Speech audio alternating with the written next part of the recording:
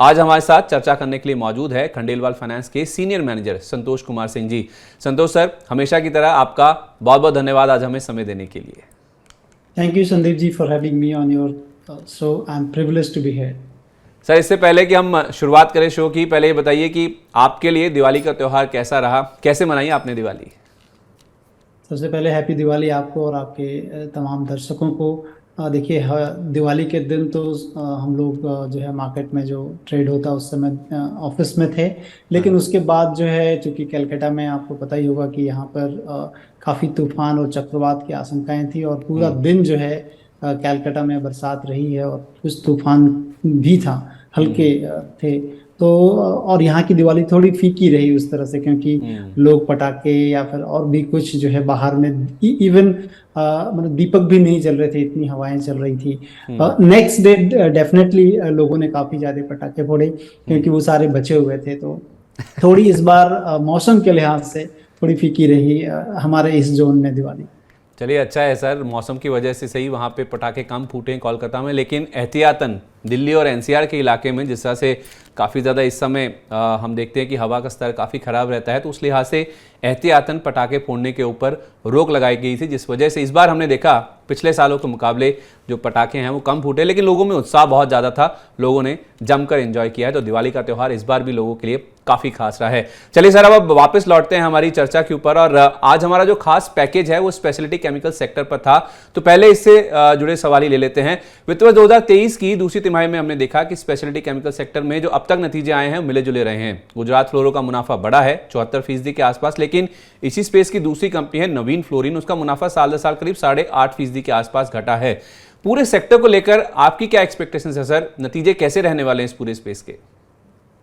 देखिए, मुझे लगता है कि संदीप जी नतीजे थोड़े मिक्स बैग रहेंगे। जहां पर कंपनियां अपने मार्केट स्पेस गेन कर रही हैं, जैसे कि गुजरात फ्लोरो केमिकल्स है, रेफ्रिजरेंट्स में काफ़ी अच्छा मार्केट शेयर गेन किया है इन्होंने, जिसके कारण की कंपनी के कहने की मार्जिन में एक्सपेंशन देखने को मिल रहा है और सारी चीज़ें अच्छी दिख रही हैं और काफ़ी अच्छा पैसा इन्होंने केपेक्स में डाला है। तकरीबन समझ लो आपकी 3,500 करोड़ रुपए डालने की बात कर रहे हैं अगले 2-3 सालों में। ये कंपनी डेफिनेटली स्पेस गेन करेगी। नवीन फ्लोरीन में थोड़े से निराशाजनक देखने को मिले क्योंकि कॉस्ट एस्केलेशन रहा है, कंपनी पास ऑन नहीं कर पाई है पूरी चीज़ें। अब पूरे क्षेत्र में मुझे लग रहा है कि जैसे अतुल लिमिटेड के नंबर्स आए हैं वहाँ भी थोड़े ठीक थे।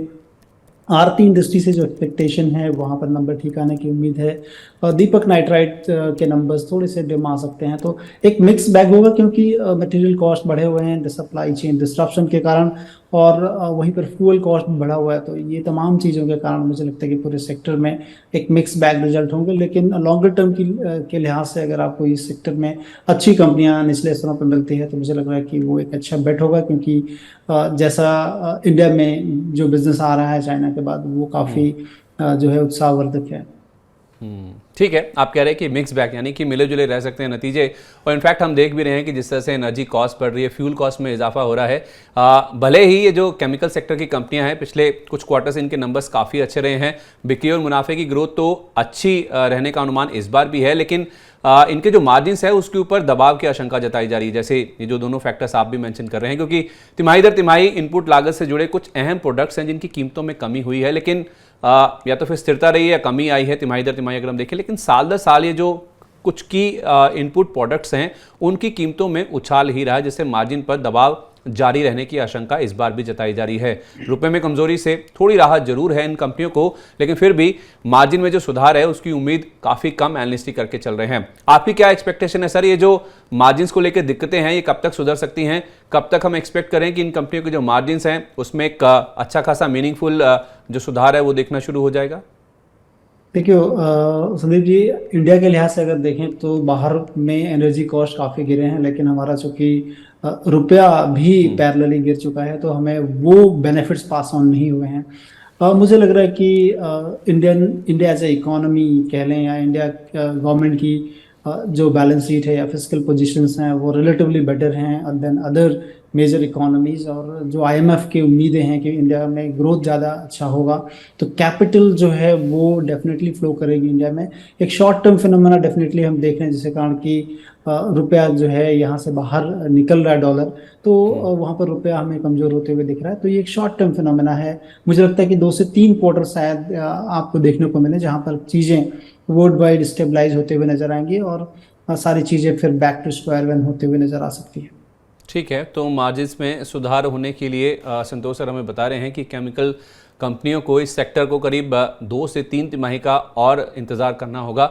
उसके बाद हो सकता है कि ये जो पूरा दिक्कतें जो चल रही हैं, जिस तरह से रुपया कमज़ोर हुआ है, उस वजह से भी इंटरनेशनली जिस तरह से कमोडिटी प्राइजेस में या तो फिर एनर्जी प्राइजेस में कमी हुई है, उसका इम्पैक्ट हमने इंडिया में नहीं आता हुआ दिखा है। लेकिन राहत की बात यह है कि जैसे हमें संतोष सर बता रहे हैं कि एक शॉर्ट टर्म फिनोमिना है, तो छोटी अवधि के लिए सही दिक्कतें रह सकती हैं, लेकिन उसके बाद हो सकता है कि इस पूरे सेक्टर में जो जिस तरह से कीमतें नीचे आएंगी, एनर्जी कॉस्ट नीचे आएंगी, उससे मार्जिन्स में भी कहीं ना कहीं सुधार देखने को मिल सकता है। अब जरा सर इस सेक्टर के आउटलुक की बात कर लें तो हम देख रहे हैं कि एक तो ये कंपनियां लगातार कीमतें बढ़ा रही हैं, भले ही एनर्जी कॉस्ट ज़्यादा है, फ्यूल कॉस्ट ज़्यादा है, लेकिन इनके पास प्राइसिंग पावर है, ये अपने ग्राहकों को उसे पास ऑन करने की प्राइसिंग पावर रखती हैं। और दूसरा, इनकी जो एक्सपोर्ट्स की मांग है वो मैं पढ़ रहा था सर बहुत मजबूत है।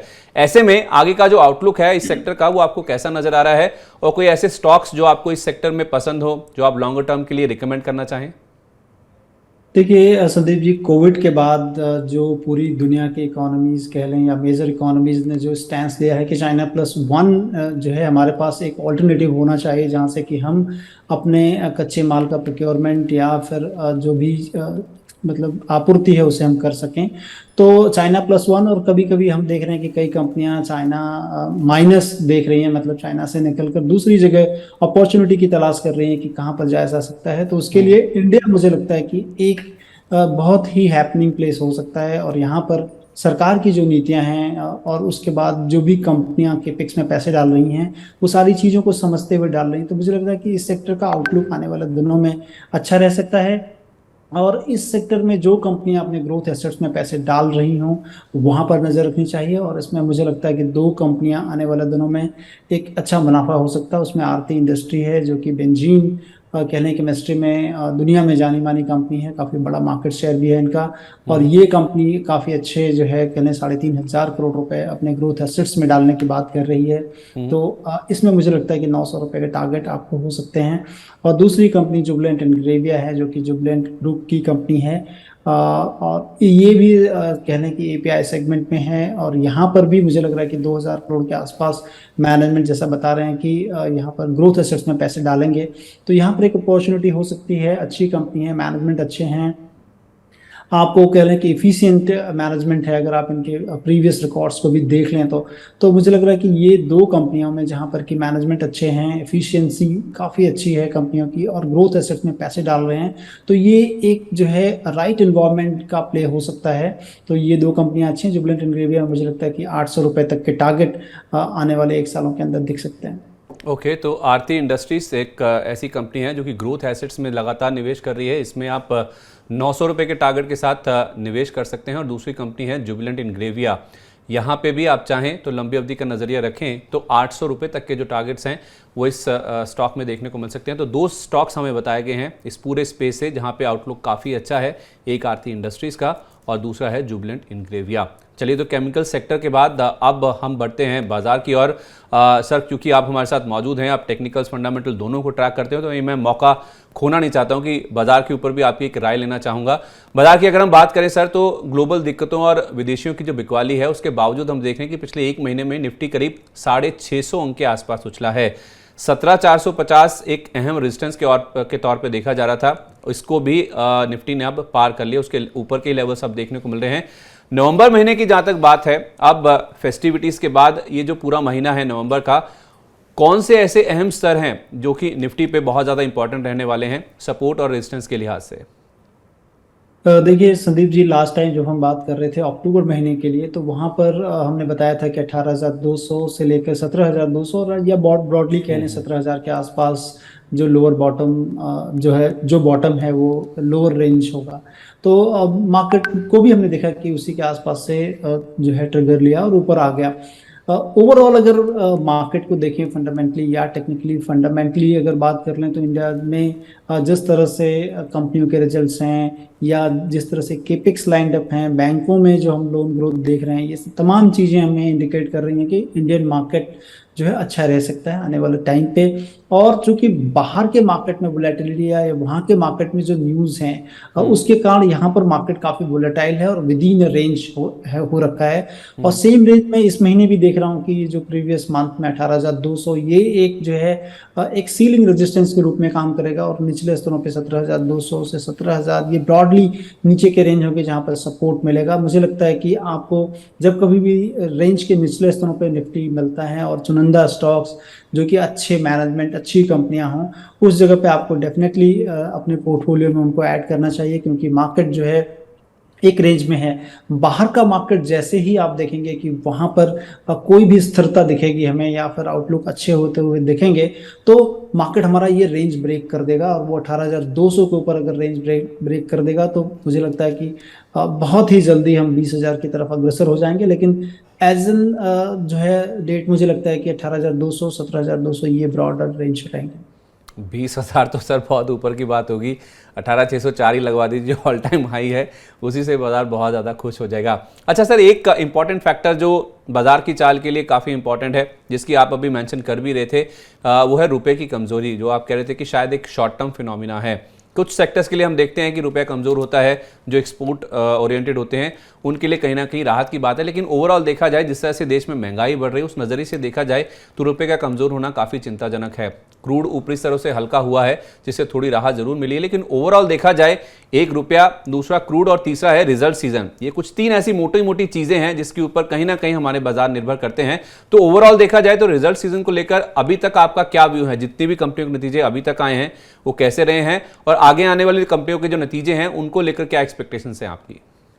देखिए, ब्रॉडली जो हम देख रहे हैं कि नतीजे बैंकिंग सेक्टर में अच्छे आ सकते हैं, क्योंकि बैंकों में अगर देखा जाए तो एनपीए का जो रेजोल्यूशंस हुआ है उसके कारण हमने काफ़ी जो है एनपीए को गिरते हुए देखा है, प्रोविजंस कम होते हुए देखे हैं, जो क्योंकि प्रोविजंस ज़्यादा हो रहे थे इसलिए उनकी प्रॉफिटेबिलिटी हैम्पर हो रही थी और प्रॉफिट जो है कम आ रहे थे। ये सारी चीज़ों का जो है एक सम्मिश्रण होते हुए बैंकों में दिखा है। और लोन ग्रोथ काफ़ी रोबस्ट रही है, 20% के ऊपर लोन ग्रोथ हम देखे जा रहे हैं, मतलब डेफिनेटली डिमांड है रुपए की और कहीं ना कहीं लोग ग्रोथ एसेट्स में वो पैसे लगा रहे होंगे। तो बैंक्स को देखेंगे तो आपको इकोनॉमी का कहते हैं कि एक आईना भी होता है, कि अगर बैंक को ओवरऑल हम देखें ग्रोथ कैसी है लोन की और क्वालिटी ग्रोथ दिखने को मिल रही है, तो मुझे लग रहा है कि बैंक्स काफ़ी अच्छा करेंगे। पीएसयू ने तो काफ़ी सरप्राइज किया है इवन फॉर दैट मैटर, तो ये अच्छा रहेगा। मेटल्स और ऑयल एंड गैस यहाँ पर दिक्कतें रह सकती हैं, क्योंकि आपको पता ही है कि एक्सपोर्ट ड्यूटी में जिस तरह से लेवी किया गया इन दोनों सेक्टर्स में, क्योंकि इन्फ्लेशन का एक बहुत बड़ा पिलर थे metals and oil and gas. बाहर में विदेशी बाजार में ऑयल और गैस की कीमतें बढ़ने के कारण इंडिया में गवर्नमेंट ने जिस तरह से इसमें एक्सपोर्ट लेवी किया था उसके कारण हमने देखा कि काफ़ी हैम्पर हुआ है, प्राइसेस भी बढ़े हैं, इनपुट कॉस्ट उनके बढ़े हैं और गवर्नमेंट पास ऑन नहीं करने दे रही बहुत ज़्यादा प्राइसेस ऑयल एंड गैस में, तो वहाँ पर हमको दिख रहा है कि कंपनियों को लॉस काफ़ी आ सकते हैं। मेटल्स भी सिमिलरली अभी जेएसडब्ल्यू स्टील के नतीजे आए थे, हमने देखा वहाँ पर कि कंपनी ने लॉस पोस्ट किया है, तो ये क्वार्टर एटलीस्ट मेटल के लिए शायद खराब होगा। और हेंस फोर्थ जो है, क्योंकि इन्वेंट्री लॉस भी था इनका इसमें, और हेंस फोर्थ लेकिन मेटल हो सकते हैं कि अच्छे करें यहाँ से, तो आपको चुनिंदा मेटल स्टॉक्स पे ध्यान रखना चाहिए। नॉन फेरस में हिंडाल्को मेरी पसंद होगी, जहाँ पर कि आपको ध्यान रखना चाहिए। अदरवाइज मेटल में लगता है कहीं ना कहीं एक बॉटमिंग आउट फॉर्मेशंस हो सकते हैं। और सरप्राइज जो किया है वो आईटी किया है, क्योंकि आईटी में अगर आप देखें संदीप जी तो बहुत उम्मीदें थी लोगों की कि शायद जो है मार्जिन बहुत ज़्यादा कंप्रेस हो जाएंगे और आउटलुक जो है काफ़ी डिम देगा, लेकिन ऐसा कुछ देखने को नहीं मिला। केवल विप्रो के नतीजे उम्मीद से काफ़ी खराब थे, अदरवाइज बाय एंड लार्ज मुझे लग रहा है कि अच्छा नतीजे रहे हैं। तो मोस्टली मुझे लगता है कि ये जो फंडामेंटल ट्रिगर्स हैं ये सारी चीज़ें पॉजिटिवली इम्पैक्ट करेंगे मार्केट को। ठीक है, तो ओवरऑल अब तक जो नतीजे आए हैं वो मार्केट में अच्छे ही देखने को मिले हैं। कुछ एक सेक्टर्स हैं जहाँ पे निराशा हाथ लगी, जिसमें सीमेंट है और हो सकता है कि मेटल के साथ साथ ऑयल एंड गैस यानी तेल गैस, ये कुछ ऐसे सेक्टर्स हैं जो कि नतीजों के फ्रंट पे निराश कर सकते हैं, लेकिन बैंकिंग सेक्टर का परफॉर्मेंस काफ़ी ज़बरदस्त देखने को मिल सकता है। और अभी तक जो नंबर्स आए हैं वो काफ़ी अच्छे देखने को मिले भी हैं। इनके एनपीएस कम हो रहे हैं, उसका जो इम्पैक्ट है वो नंबर्स में साफ तौर पे देखने को मिला। और आईटी में अगर आप विप्रो को छोड़ दीजिए तो बाकी तमाम आईटी कंपनियों ने जितनी अपेक्षा थी कि नंबर खराब रहेंगे, उससे काफ़ी अच्छे नंबर्स पोस्ट किए हैं। तो ओवरऑल देखा जाए नतीजे अब तक अच्छे आए हैं और आगे भी एक्सपेक्टेशन अच्छी हैं। 2-3 सेक्टर्स को छोड़ दीजिए तो ओवरऑल जो रिजल्ट सीजन है वो काफ़ी अच्छा देखने को मिल सकता है। तो ये तो सीमेंट में मैं एक बात ऐड करना चाहूंगा कि प्लीज सीमेंट सर। में अगर देखें तो fuel cost Sandeep ji double होता है, क्योंकि जो फ्रेट कॉस्ट होता है वो एक सब्सटैंशियल पोर्शन है 20-25% के करीब, और इनका जो फ्यूल कॉस्ट होता है वो भी 20-25% के करीब होता है। तो ये दोनों कॉस्ट चूंकि इस क्वार्टर में बढ़े थे, मटेरियल कॉस्ट में ज़्यादा बढ़ोतरी हमने नहीं देखी, लेकिन ये दोनों कॉस्टों के कारण काफ़ी सीमेंट कंपनियों की प्रॉफिटेबिलिटी हैम्पर हुई। तो सीमेंट एज ए सेक्टर भी जो है इस क्वार्टर में उम्मीद है कि काफ़ी खराब कर सकता है, लेकिन गोइंग फॉरवर्ड अगर एनर्जी प्राइसेस कम होते हैं तो ये सेक्टर भी अच्छा करेगा। ठीक है, फ्यूल कॉस्ट, एनर्जी कॉस्ट जिस तरह से बढ़ी है उसका impact cement as a space के ऊपर काफ़ी ज़्यादा बड़े तरीके से हमने देखा है, क्योंकि डबल तरीके से इनकी जो कॉस्ट है उसमें कहीं ना कहीं इजाफा, इसमें बढ़ोतरी होती है, जिसका इम्पैक्ट हम देखते हैं दोहरी मार के तौर पे सीमेंट कंपनियों पर देखने को मिले, जिस वजह से ओवरऑल नंबर्स इस बार काफ़ी खराब आए हैं और आगे भी खराब रह सकते हैं जहाँ तक सीमेंट कंपनियों की बात है। तो ये तो थी हमारी पूरे बाजार के ऊपर और ख़ास तौर पे केमिकल सेक्टर के नतीजों पर चर्चा। लेकिन अब बढ़ते हैं हमारे अगले सेगमेंट की ओर। संतोष सर, आपसे रिक्वेस्ट है कि अगले सेगमेंट के लिए भी आप हमारे साथ बने रहिए। आप जानते ही हैं कि ये सेगमेंट हमारे जो दर्शक हैं उनके लिए बेहद खास है, क्योंकि इस सेगमेंट में हम दर्शकों के सवालों के जवाब सीधे अपने एक्सपर्ट से लेते हैं। समय एक एक करके आपके सामने सवाल रखता हूं जो हमें हमारे सोशल मीडिया प्लेटफॉर्म्स के जरिए मिले हैं। पहला सवाल जो हमें मिला है भावनगर गुजरात से कृतिका देसाई ने ईमेल के जरिए भेजा है। कृतिका जी ने इस साल फरवरी में बॉम्बे डाइंग के 100 शेयर खरीदे थे, 97 रुपीज़ उनकी कॉस्ट है। हाल में एक बड़ी खबर आई थी सर, आपने भी देखी होगी कि सेबी ने इस कंपनी पर, इनके प्रमोटर समेत कुल 10 एंटिटीज पर 2 साल के लिए शेयर बाजार में कारोबार पर रोक लगा दी है, जिसके बाद ये शेयर हमने देखा था कि काफ़ी ज़्यादा टूटता हुआ दिखा था। अभी ये 87 रुपीज़ के आसपास है, यानी कृतिका जी को अभी भी नुकसान हो रहा है और वो ये जानना चाहती हैं कि इस शेयर में अब करना क्या चाहिए। जो खबर आई है क्या उसके बाद अब शेयर नीचे की तरफ ही जाएगा या एक पॉज ले लेगा और उसके बाद ऊपर आने की कोई गुंजाइश है? देखिए, ये कंपनी में 11 एंटिटीज को जो है उन्होंने बैन लगाया है 2 साल के लिए, और उसमें तकरीबन 16 करोड़ रुपए का पेनल्टी भी दिया गया है। लेकिन कंपनी के मैनेजमेंट ने क्लैरिफाई किया है कि वो सैट में जाएंगे, जो कि सिक्योरिटी अपीलेट ट्रिब्यूनल है, वहां पर जाएगी, कंपनी से कंटेस्ट करेगी। तो वो एक दूसरी बात है। लेकिन अगर फंडामेंटल चीज हम देखें कि कंपनी के कामकाज के जो मुनाफे हैं वहां पर थोड़ी पैथेटिक स्थिति है, क्योंकि कंपनी पे लोन कर्ज काफी बड़ा है, 4,000 करोड़ के ऊपर का कर्ज है कंपनी के ऊपर। और कंपनी के जो 2 वर्टिकल्स हैं, मेनली टेक्सटाइल और दूसरा रियल एस्टेट है, और मेनली इनकी रियल एस्टेट से इनको जो है कहना है कि बेटा का लाभ होता है, लेकिन चूंकि कर्ज का बोझ बहुत ज्यादा है कंपनी के ऊपर तो प्रॉफिट नहीं बन पाती है, और लगातार 2-3 सालों से कंपनी में नुकसान रहा है। मुझे लगता है कि रियल एस्टेट प्ले करना है तो बहुत सारी कंपनियां हैं। मुझे लगता है कि वहां पर आपको प्रेस्टीज स्टेट जैसी कंपनी में आप जा सकते हो। उबरा रियलिटी है, डीएलएफ है, ये तमाम कंपनियां जो कि प्रॉफिटेबिलिटी के एक अच्छे जो है क्वार्टाइल पे बैठी हुई हैं, वहां पर आपको देखना चाहिए। इस कंपनी में जो कि पोटेंशियल हो सकता है वो इनके रियल एस्टेट का ही है। तो जहां पर एक स्टोरी है जो कि अनफोल्ड होने की है, मुझे लगता है कि उससे ज़्यादा जहां पर स्टोरी ऑलरेडी प्ले आउट हो रही है वहां पर रहना चाहिए। तो एग्जिट ऑन राइज की स्ट्रैटेजी अपना लें इस स्टॉक में, जितना कम लॉस हो वहां पर निकलने की कोशिश करें। ठीक है कृतिका जी, आपके लिए राय ये है कि बॉम्बे डाइंग के शेयर में जब भी आपको कोई उछाल मिले, सेल ऑन राइज की रणनीति आप अपनाएं, उछाल पर निकलने की कोशिश करें अपना घाटा कम करके। दूसरा सवाल बरेली यूपी से सविता सिंह ने हमें व्हाट्सएप के जरिए भेजा है। सविता जी ने पिछले साल नवंबर में बैंक ऑफ इंडिया के 200 शेयर खरीदे थे, 57 रुपये उनका एंट्री प्राइस है। जून में शेयर हमने देखा था कि 40 रुपये तक के भाव पर लुढ़कता हुआ दिखा था, लेकिन बैंकिंग स्टॉक्स में हाल फिलहाल, जैसे सर आप भी मेंशन कर रहे थे, नंबर्स अच्छे आ रहे हैं, मोमेंटम काफ़ी स्ट्रांग है। पिछले 1 महीने में देखा जाए तो बैंक ऑफ इंडिया का शेयर करीब 18% के आसपास उछला है, एसबीआई ऑल टाइम हाई के आसपास ट्रेड कर रहा है। पर सविता जी की जो एंट्री प्राइस है 57 रुपये की जो कॉस्ट है, उसके अभी भी ये शेयर नीचे ही है। तो सविता जी जानना चाहती हैं कि इस शेयर में अच्छे फायदे के लिए उन्हें कब तक इंतजार करना होगा। बेसिकली आउटलुक कैसा है इस पूरे बैंकिंग सेक्टर का? देखिए, सबसे पहली चीज़ कि जैसा हमने पहले भी बात कर रहे थे कि बैंकिंग एज ए होल काफ़ी अच्छा है। लास्ट क्वार्टर का अगर इनका रिजल्ट देखेंगे, 20% के ऊपर का लोन ग्रोथ रहा है। कंपनी लगातार अब प्रॉफिट पोस्ट करते जा रही है। मुझे लग रहा है कि अब सेंटिमेंट जो कि पीएसयू बैंकों में था कि नहीं, ये बैंकें अच्छी नहीं कर सकती हैं क्योंकि मैनेजमेंट सरकारी होता है और डिसीजन मेकिंग्स काफ़ी टफ होते हैं, लेकिन उन सारी चीज़ों को तोड़ते हुए अब सारी चीज़ें अब हम देख रहे हैं कि ऊपर हैं। लोन ग्रोथ अच्छी आ रही हैं, प्रॉफिट अच्छे बन रहे हैं, कई कई जगह तो लाइफ टाइम हाई प्रॉफिट देखने को मिल रहे हैं। तो जो जो एक जो है परसेप्शन था लोगों का इन स्टॉक्स के पीछे, वो कहीं ना कहीं चेंज होते हुए दिख रहा है। मुझे लग रहा है कि इनको एटलीस्ट 1 क्वार्टर होल्ड करना चाहिए और इसमें एक अच्छा मुनाफा एटलीस्ट यहाँ से मैं उम्मीद कर रहा हूँ कि 25 से 30% शायद जो है इनको मिल जाए, क्योंकि मोमेंटम स्ट्रांग है, सेंटिमेंट अच्छे हैं मार्केट के, और पीएसयू के प्रति जो परसेप्शन था बैंकों के प्रति, वो सारी चीज़ें चेंज हो रही हैं। तो होल्ड फॉर नाउ, और इसमें जो है 1 क्वार्टर तक होल्ड करें, अच्छा मुनाफा हो सकता है। तो सविता जी, आपने होल्ड किया है बैंक ऑफ इंडिया के शेयर को, 1 तिमाही का और वक्त दे दीजिए, ऐसा संतोष सर आपको राय दे रहे हैं। हो सकता है आपकी कॉस्ट प्राइस के आसपास तो आ ही गया है, आपको अच्छा मुनाफा भी हो सकता है अगर आप 1 तिमाही का और वक्त देती हैं तो। तीसरा सवाल पटना बिहार से साद बिन उमर जी ने यूट्यूब के जरिए हमें भेजा है। साद जी ने पिछले साल दिसंबर में एमसीएक्स के 10 शेयर खरीदे थे 1582 रुपये पर।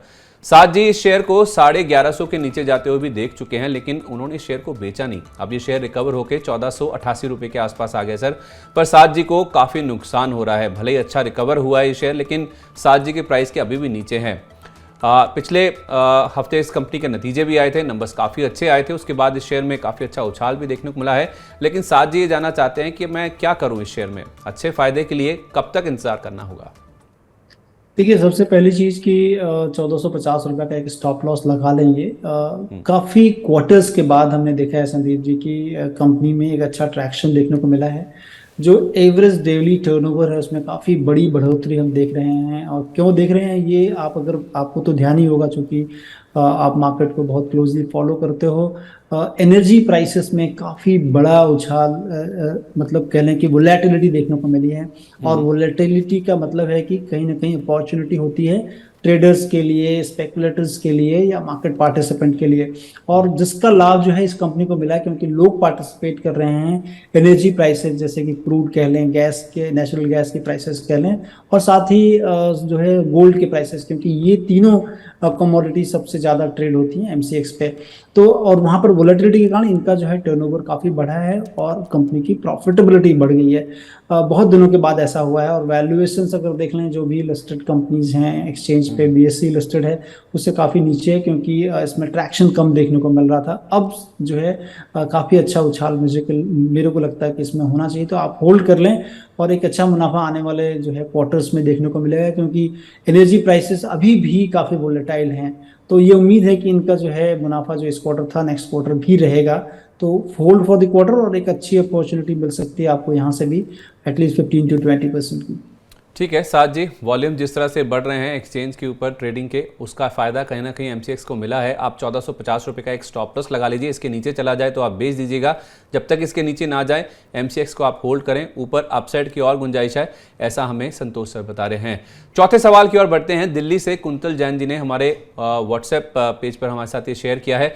कुंतल जी ने इस साल जुलाई में शॉपर्स स्टॉप के 25 शेयर खरीदे थे, 542 रुपये ये उनका एंट्री प्राइस है। त्योहारी सीजन में शेयर में शानदार उछाल आया और अब कुंतल जी अच्छे मुनाफे पर बैठे हुए हैं, क्योंकि शेयर 700 रुपये के ऊपर ट्रेड कर रहा है। तो कुंतल जी जानना चाहते हैं कि अब इसमें मुनाफा वसूली कर लूं या फिर और फायदा हो सकता है।